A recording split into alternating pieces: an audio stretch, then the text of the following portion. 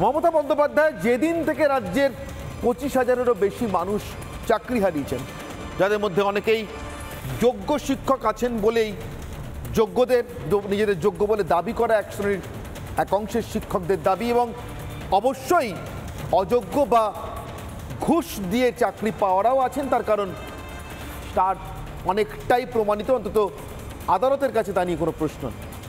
কিন্তু নির্দিষ্ট করে এই ঘুষ দিয়ে চাকরি প্রার্থীদের সংখ্যাটা জানতে পারা গেলেও ঠিক কতজন ঘুষ না দিয়ে একেবারে সাদা পথে চাকরি পেয়েছেন সেটা জানা যায়নি, একটাই কারণে রাজ্য সরকার আর এসএসসি খাতাগুলো নষ্ট করে দিয়েছে। তা আজকের বিতর্ক ঠিক এই প্রসঙ্গ থেকে শুরু। চাকরি চুরির আর চাকরি চুরির ফলে চাকরি হারা হওয়ার যন্ত্রণা যারা সব থেকে বেশি করে এই মুহূর্তে ভোগ করছিলেন, আজ তাদের কথা বলে শুরু করছিলাম। যে যন্ত্রণার সব দায় মমতা বন্দ্যোপাধ্যায়, কখনো আদালত, কখনো নির্দিষ্ট একজন বা দুজন আইনজীবী, কখনো কখনো রাজনৈতিক দল বা কয়েকটি রাজনৈতিক দলের কাঁধে চাপাতে চাইছেন বা চাইছিলেন, তাকে শেষমেশ ব্যর্থ হয়ে গেল। আজ চাকরি হারারা, তাদের মধ্যে 4 জন যে অনশন শুরু করলেন, তাদের বক্তব্য, তাদের কথা, তাদের নিশানা অন্তত তাই বলছে। আসবো আজকের বিতর্কে, তার আগে আজকের বিশেষ প্রতিবেদন। বাংলা দেখেছে চাকরি চেয়ে পথে প্রতিবাদ, বাংলা দেখেছে চাকরি হারিয়ে পথে প্রতিবাদ, আর দেখেছে জনদরবারে পাহাড় প্রমাণ চুরিকে একটা দুটো ভুল বলে গুরুত্বহীন করার চেষ্টা।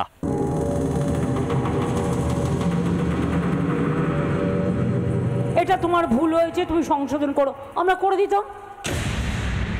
বাংলা দেখেছে মুখ্যমন্ত্রীর সরাসরি দায় এড়িয়ে যাওয়া। কোন ডিপার্টমেন্ট কিভাবে চাকরি দেয় সেটা সেই ডিপার্টমেন্টের ব্যাপার, আমি ইন্টারফেয়ার করি না।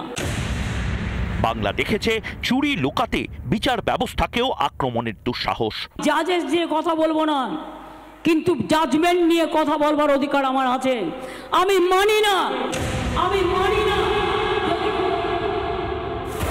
তবে মুখ্যমন্ত্রীর শত চেষ্টাতেও চুরি চাপা পড়েনি। আদালতে চুরির আসল কারণ ফাঁস তো হয়েছে, বেনাকাব তো হয়েছে। চুরি যে কমিশনার সরকারের মিলিজুলি তা বোঝেন চাকরিহারারাও। এবং রাজ্যের মুখ্যমন্ত্রী তিনি বলছেন আমরা এই চাকরিহারাদের পাশে, তাহলে আপনি অবিলম্বে ওএমআর শিট প্রকাশ করে যোগ্যদের বিদ্যালয়ে ফিরিয়ে দিন। তা হচ্ছে আমাদেরকে দুর্নীতিগ্রস্ত মানুষগুলো থেকে দয়া করে আপনারা আলাদা করুন, আমাদের এটাই একমাত্র দাবি। চাকরিহারা শিক্ষকেরা আদালত, আইনজীবী বা রাজনৈতিক কোনো দলকে দোষী ঠাওরাচ্ছেন না। তাদের চোখেও চাকরি হারানোর আসল কারণ এসএসসি আর মমতার খাতা নষ্ট করার সরকার।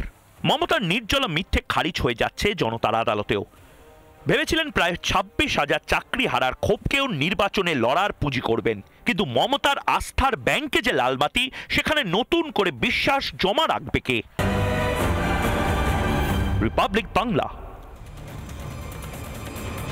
আর ঠিক এখানেই প্রশ্ন, যে চাকরিহারাদেরকে বা যে চাকরিহারাদের যন্ত্রণাকে পুঁজি করে নির্বাচনটা লড়তে চাইছেন মমতা বন্দ্যোপাধ্যায়, অন্যতম পুঁজি করে, সে পুঁজি এই নির্বাচনে কি শেষমেশ কাজে আসবে না? তা আদৌ পুঁজি হয়েই দাঁড়াচ্ছে না। তার কারণ যারা চাকরি হারিয়েছেন তারা আর তার ব্যাংকে, মানে মমতা বন্দ্যোপাধ্যায়ের ব্যাংকে কোনো বিশ্বাস জমা রাখতে পারছেন না। আমার আজকের অনির্বাণের অগ্নিবাণের বিতর্ক শুরু করবো যে প্রশ্ন দিয়ে। আমার আজকে প্রথম অগ্নিবাণ, মুড়ি মিছরি মেলাবেন, গুলিয়ে দিয়ে পালাবেন, এটা কি মমতা বন্দ্যোপাধ্যায়ের স্ট্র্যাটেজি ছিল? যাদের সঙ্গে বিতর্ক করব একে একে তাদের সঙ্গে আপনাদের পরিচয় করি।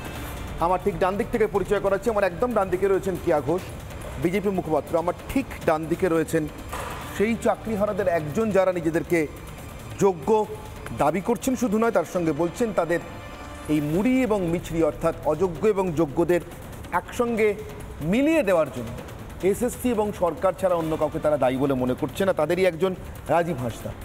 আমার ঠিক বাঁদিকে রয়েছেন অনির্বাণ বন্দ্যোপাধ্যায় আইনজীবী, রয়েছেন অপর আইনজীবী সুকন্যা ভট্টাচার্য। পরপর দুজনই তৃণমূলকে সমর্থন করেন।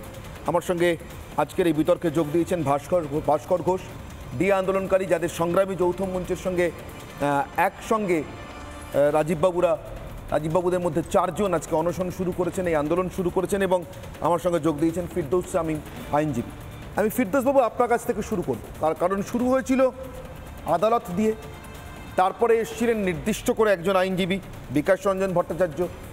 আপনিও দু চারটে গালমন্দ খাননি এমন নয়, চাকরি প্রার্থীদের জন্য, যারা বঞ্চিত চাকরি প্রার্থী তাদের জন্য মামলা লড়ার জন্য, এবং কার্যত যেন আপনারাই রাজীববাবুদের চাকরিটা কেড়ে নিয়েছেন। আমি আপনার পরে রাজীববাবুর কাছে আসব, কিন্তু আজকের দিনে রাজীববাবুরা যারা এই অনশন আন্দোলনটা শুরু করছেন বা আন্দোলনটা শুরু করছেন, যারা মনে করছেন তারা আজকে চাকরি হারা যোগ্য হয়েও তাদের দাবি অনুযায়ী শুধুমাত্র সরকার এবং এসএসসির জন্য তারা ওএমআর শিটগুলো নষ্ট না করে ফেললে তাদের চাকরিটা যেত না, কোথাও কি অন্তত আইনজীবী হিসেবে আপনাকে একটু স্বস্তি দিচ্ছে ফিরদৌসবাবু?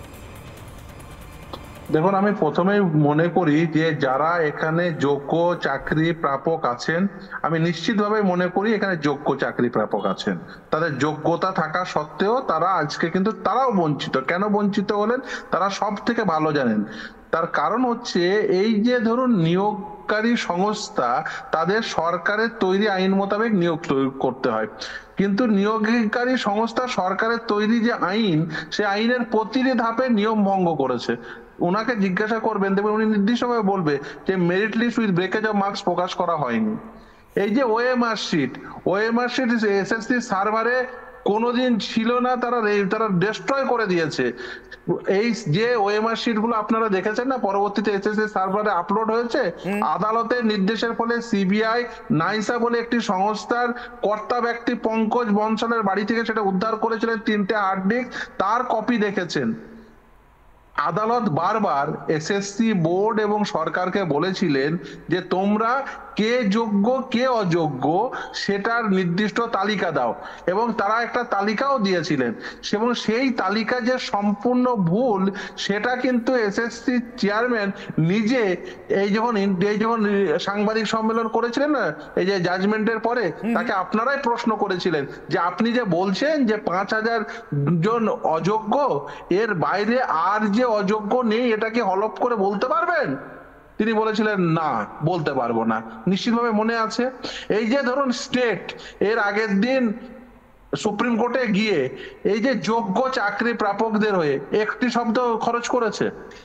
তাদের মূল উদ্যোগ কি ছিল? মূল উদ্যোগ ছিল যে মন্ত্রিসভার মন্ত্রীদের তাদের বাঁচাতে হবে, তার কারণ তারা সুপার নিউমেরিক পোস্ট ক্রিয়েশনের সঙ্গে যুক্ত ছিলেন, যে কোনো সময় তারা জেলে চলে যেতে পারেন এবং নির্বাচন পর্বে জেলে গেলে ক্ষতি হবে।